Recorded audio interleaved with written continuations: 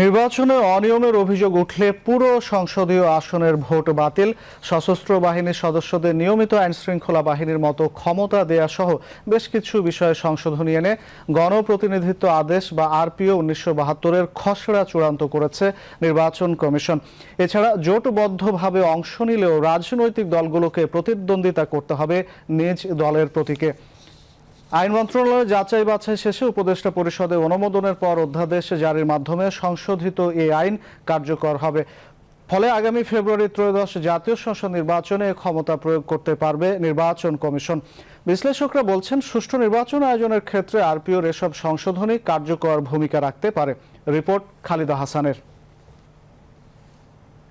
আরপিওতে নতুন যেসব বিধান ফিরছে তার প্রায় সবই ২০০৮ সালে অনুষ্ঠিত নবম জাতীয় সংসদ নির্বাচনের আগে ছিল। পরবর্তীতে শেখ হাসিনার স্বৈরশাসন দীর্ঘায়িত করতে আওয়ামী লীগ সরকারের মেয়াদে অনুষ্ঠিত দশম, একাদশ ও দ্বাদশ নির্বাচনের বিভিন্ন পর্যায়ে এসব বিধান বাদ দেওয়া হয়।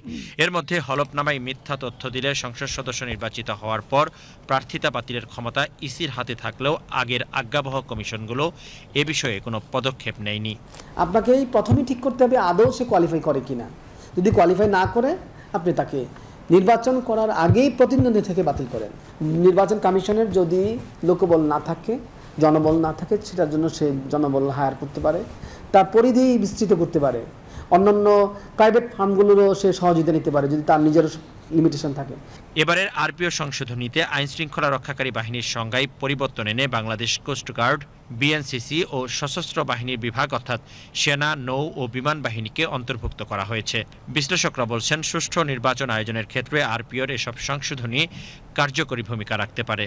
প্রতিরক্ষা বাহিনীকে আইন শৃঙ্খলা রক্ষাকারী বাহিনীর অন্তর্ভুক্ত করা, এটা আমরা সুপারিশ করেছি, তারা করছে এবং এটা প্রয়োজন হবে নিঃসন্দেহে।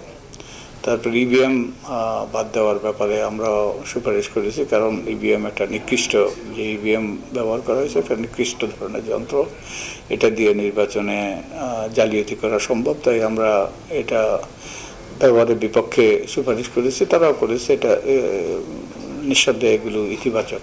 আগে অনিয়মের অভিযোগে ফল স্থগিত ও বাতিলের যে বিধানগুলো ছিল, সেখানে পুরো আসনের নির্বাচন বাতিল করা বা ফল বাতিলের ইসির ক্ষমতাকে সীমিত করা হয়েছিল। সেটি পুনঃস্থাপন করা হয়েছে, অর্থাৎ নির্বাচন কমিশন এক বা একাধিক কেন্দ্র বা পুরো আসনের ফল স্থগিত বা বাতিল করতে পারবে। সুষ্ঠু নিরপেক্ষ নির্বাচনের খাতিরে রাতকে দিন করা ছাড়া, দিনকে রাত করা ছাড়া রূপ করতে আর কি, তাদের সব ক্ষমতাই ছিল। আমাদের উচ্চ আদালতে একটা রায় আছে, আলতাফ হোসেন বনাম আবুল কাসেম, সেই মামলায় আমাদের আপিল বিভাগ বলেছে সুষ্ঠু নিরপেক্ষ নির্বাচনের খাতিরে তারা প্রয়োজনে বিধিবিধানের সাথে সংযোজন করতে পারে। তার মানে আইন কানুনে পরিবর্তন আনতে পারে যদি কোনো গ্যাপ থাকে। তো আইন কানুন তো প্রণয়ন করে সংসদ কিংবা সরকারও করতে পারে অধ্যাদেশের মাধ্যমে, কিন্তু নির্বাচন কমিশনের সেই ক্ষমতা দেওয়া হয়েছে সুষ্ঠু নিরপেক্ষ নির্বাচনের খাতিরে। সংসদ নির্বাচনে কোনো দল অন্য কোনো দলের সঙ্গে জোটবদ্ধভাবে অংশ নিলেও প্রতিদ্বন্দ্বিতা করতে হবে নিজ দলের প্রতীকে। আরপিওর এমন সংশোধনী নির্বাচন সংস্কার কমিশনেরও প্রস্তাব ছিল। দেখা যায় আমাদের এখানে কিন্তু 1 মাস আগে, 1 দিন আগে, 5 দিন আগে জোটে এসে সে মানে আমাদের বড় বড় প্রতীকগুলো, মানে যে খুব অ্যাকসেপ্টেড প্রতীকগুলো নিয়ে নাম সর্বস্ব দলের নেতা অ্যাকসেপ্টেড প্রতীকে নির্বাচন করে সে এমপি, অথচ সে কিন্তু ওই প্রতীক দেখে লোকজন ভোট দিয়েছে। সুতরাং তার কিন্তু এমপি হওয়ার কথা ছিল না।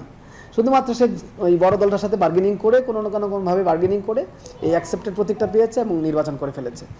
এটা একটা ভালো দিক হয়েছে কি, মানে এইভাবে নাম সর্বস্ব দলগুলোর জোটে আসাটা কমবে। এছাড়া কৃত্রিম বুদ্ধিমত্তার অপব্যবহার রোধে নতুন বিধান যুক্ত করা এবং নির্বাচন কর্মকর্তাদের দায়িত্বে অবহেলার শাস্তি সুস্পষ্ট করা হয়েছে।